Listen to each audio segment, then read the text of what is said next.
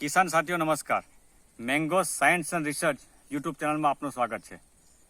किसान साथियों, हम पिछले कई वीडियो से हम लोग क्वालिटी के ऊपर बात कर रहे हैं, यानी सॉइल क्वालिटी, वाटर क्वालिटी और फिर आपकी मैंगो की क्वालिटी की बात आएगी.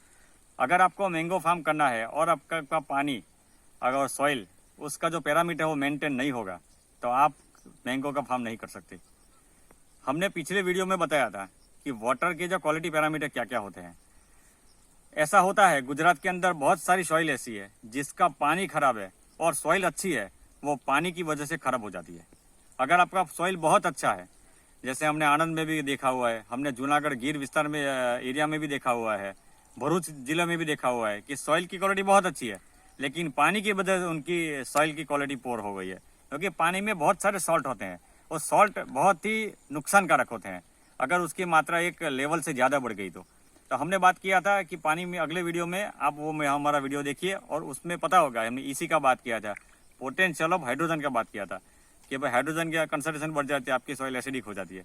अगर उसमें ईसी यानी कि टोटल सॉलिड कितना इलेक्ट्रिकल कंडक्टिविटी की बात किया था, आरएससी की बात किया था, रेसिडुअल सोडियम कार्बोनेट का बात किया था, सोडियम डोमिनेंस यानी कि एसएआर या सोडियम एब्सॉर्बिंग रेशियो, या सोडियम आपके पानी में कितना है वो रेशियो, तो वो उसका भी बात किया. क्लोराइड टॉक्सिसिटी की बात किया था, बोरॉन टॉक्सिसिटी की बात किया था.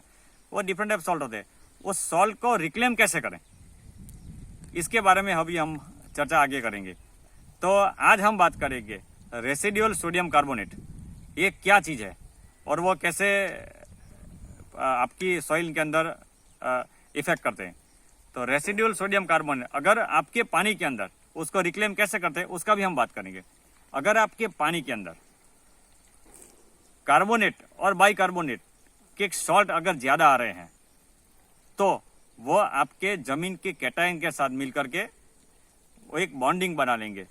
पहले तो ये समझते कि कितने जो सॉइल के अंदर जो चीज़ जो न्यूट्रिएंट होते हैं वो कौन सी अवस्था में होते हैं. तो उसकी 3 अवस्था होती है. एक अवस्था होती है कॉम्प्लेक्स स्टेज, यानी जो उसको पौधा नहीं ले सकता. दूसरी होती है एक्सचेंजेबल स्टेज. एक्सचेंजेबल स्टेज के अंदर आप थोड़ा सा भी उसके ऊपर उसको एटमॉस्फेयर फेवरेबल एटमॉस्फेयर मिल जाएगा या माइक्रोब उसके ऊपर काम करेंगे तो वह सीधे सीधे अवेलेबल फॉर्म में आ जाएंगे. और तीसरा होता है बिल्कुल अवेलेबल एक्सचेंजेबल और कॉम्प्लेक्स फॉर्म यानी कि फिक्सेशन फॉर्म. जो अवेलेबल फॉर्म होता है बहुत ही कम होता है जिसका पौधा फास्ट अपटेक कर जाता है. तो ये जो 3 फॉर्म होते हैं, 3 फॉर्म में जो भी न्यूट्रिएंट आपके सॉइल में अवेलेबल है या एक्सचेंजेबल फॉर्म में है उनके ऊपर एक बॉन्डिंग हो जाती है. जैसे आपके पानी में कार्बोनेट की मात्रा हो या बाइकार्बोनेट ज़्यादा होता है तो आपका सॉइल का जो कैल्शियम है वो कैल्शियम से मिल करके कैल्शियम कार्बोनेट में कन्वर्ट हो जाएगा, कैल्शियम बाइकार्बोनेट में कन्वर्ट हो जाएगा. अगर आपका सोडियम है तो क्लोराइड सर मिल करके वो आपको सोडियम क्लोराइड में कन्वर्ट हो जाएगा.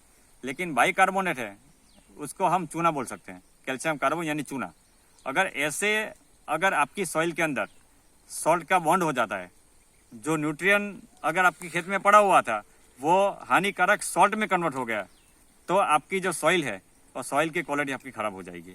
ये क्यों हुआ? क्योंकि आपकी इरिगेशन वाटर क्वालिटी ख़राब है. तो ऐसी वाटर का हम एवोल्यूशन करेंगे तो आपको पता चलेगा कि हमें पानी के ऊपर क्या क्या काम करना है.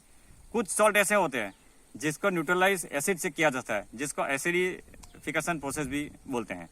और कुछ सॉल्ट ऐसे हैं जिसमें एसिड नहीं दिया जाता, आपको उसको फ्रेश पानी से आपको उसको न्यूट्रलाइज करना रहता है, यानी आपका पानी को रिचार्ज करना पड़ेगा. आप तालाब खोदिए, आप बोरवेल को रिचार्ज कीजिए, आप कुएं को रिचार्ज कीजिए, लेकिन उनको न्यूट्रलाइज करने के लिए या हानिकारक वैल्यू को डाउन लाने के लिए आपको ये करना जरूर पड़ेगा. अगर आपने नहीं किया तो कोई भी न्यूट्रिएंट आपका सॉइल सॉल्यूशन में नहीं आएगा और पौधे को नहीं मिल पाएगा. अगर आपका पानी खराब है और आपने NPK खाता फर्टिलाइजर या कुछ भी दे दिया आपको, लेकिन अगर वो सॉइल सॉल्यूशन में नहीं आता है तो आपको पौधे को नहीं मिल पाएगा, आपकी कैटायन एक्सचेंज कैपेसिटी भी पुअर हो जाएगी. तो ये जो हम बात कर रहे थे कि भी कार्बोनेट एंड बाइकार्बोनेट सॉल्ट अगर पानी में सॉइल में आ रहा है, पानी में ज़्यादा आ रहा है तो आप एसिड ट्रीटमेंट यानी सल्फ्यूरिक एसिड, हाइड्रोक्लोरिक एसिड दे करके आप उसको न्यूट्रलाइज कर सकते हैं. हम बात करेंगे सल्फ्यूरिक एसिड का. तो सल्फ्यूरिक एसिड आप 10,000 लीटर के अंदर 1 लीटर डिजोल्व करके आप उसको दे सकते हो. तो 200 लीटर ड्रम के अंदर आप 1 लीटर अगर सल्फ्यूरिक एसिड आप दोगे तो सॉइल का जो कैल्शियम कार्बोनेट है वो CaCO3 उसके साथ आपको H2SO4 मिल जाएगा. तो CuSO4 H2O प्लस CO2 यानी जिप्सम में कन्वर्ट हो जाएगा आपका। कैल्शियम कार्बोनेट है वो कैल्शियम सल्फेट में कन्वर्ट हो जाएगा। कैल्शियम सल्फेट यानी जिप्सम वो न्यूट्रिएंट है, पौधा उनको ले लेगा, वो एक्सचेंजेबल फॉर्म में कन्वर्ट हो जाएगा, बाद में अवेलेबल फॉर्म में आ जाएगा। तो ये जो चीज़ है वो उसको एसिड ट्रीटमेंट बोलते हैं। लेकिन एसिड ट्रीटमेंट करने से पहले आपकी सॉइल की क्वालिटी और पानी का पैरामीटर आपको पता होना चाहिए। उसको आप हाइड्रोक्लोरिक एसिड से भी, क्योंकि उनकी सांद्रता अलग अलग होती है, उनका लेवल अलग अलग होता है, तो आपको कैसे देना है, आपको ड्रिप से आप दे सकते हो, वो बेस्ट मेथड है। आपकी अगर गेहूं किया हुआ है तो उसको स्प्रिंकलर माध्यम से आप नहीं दे सकते, आप ड्रिप से दे सकते हो, आप खुले पानी में दे सकते हो। खुले पानी की क्वांटिटी अलग होती है, लेकिन हमने आपको ड्रिप की क्वांटिटी बताई क्योंकि हम ड्रिप इरिगेशन में ही विश्वास करते हैं। हम मैंगो फार्म अगर बनाते हैं तो आपको ड्रिप इरिगेशन लेना कंपलसरी है। ड्रिप इरिगेशन आप लोगे तो अच्छे से अच्छे रिजल्ट आप अचीव कर पाओगे, आपकी क्वालिटी बहुत अच्छी आएगी, आपका पेड़ का ग्रोथ भी।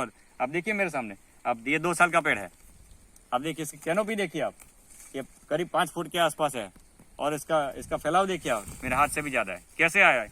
हमने प्रॉपर कैनोपी कंट्रोल किया है इसका हम अगले साल फ्रूटिंग लेंगे तो ऐसे जो पानी के सॉल्ट है उसको डिजोल्व करना जरूरी है। हम एक वीडियो के अंदर हम ऐसी बात करते जाएंगे कि सॉल्ट अगर आ रहा है तो उसको न्यूट्रलाइज कैसे करेंगे। ऐसा नहीं है कि आप हमेशा ऐसी ट्रीटमेंट करते रहो, आपको जो बेस्ट है आपको रिचार्ज करना है, पानी की क्वालिटी को इम्प्रूव करना है, वो सबसे बेस्ट मेथड है। आप एसिड ट्रीटमेंट करके आप कुछ दिन तक या कुछ महीनों तक उसको मॉडरेट कर सकते हैं उस पानी को, लेकिन हर बार आप एसिड ट्रीटमेंट करोगे ये अलाउेबल नहीं है। आप महीने में एक आध बार एसिड यूज करोगे तो आपको नुकसान नहीं जाएगा, आपके पीएच बढ़ेगी। क्योंकि अगर कैल्केरियस सॉइल है, ऐसी सॉइल अगर आती है, चूना जैसी सॉइल, कैल्शियम कार्बोनेट की मात्रा ज़्यादा बढ़ गई है तो उसको कैल्केरियस सॉइल बोलते हैं। अगर कैल्केरियस सॉइल हो गई तो सॉइल की पोरोसिटी पोर हो जाएगी और सोडियम डोमिनेशन आपकी बढ़ जाएगी, क्योंकि जो आपका कैटायन था वो मूव होकर के वो कॉम्प्लेक्स फॉर्म में चला गया है, तो उनकी जगह सोडियम ने रिप्लेस कर दिया। तो ये जो सॉइल का साइंस है आपको समझना बहुत जरूरी है। अगर आप ऐसा साइंस नहीं समझोगे तो आप साइंटिफिक मेथड से खेती नहीं कर पाओगे, और साइंटिफिक मेथड नहीं कर पाओगे तो आपको प्रोडक्शन, आपने जो देखा है कि हमने इजराइल का फार्म बनाया था और हमका इतना प्रोडक्शन हमने टारगेट किया था, लेकिन वो नहीं हो पा रहा है। क्यों नहीं हो पा रहा है? आपने सिर्फ इजराइल का डिजाइन का कॉपी किया है, उनका टेक्नोलॉजी का कॉपी नहीं किया है, उनका सॉइल साइंस का कॉपी नहीं किया, उनका आपने वाटर क्वालिटी का पैरामीटर अपना नहीं ठीक से पढ़ा है। तो सॉइल और कृषि एक साइंस है, उस साइंस का समझो और समझ के आप आगे बढ़ो।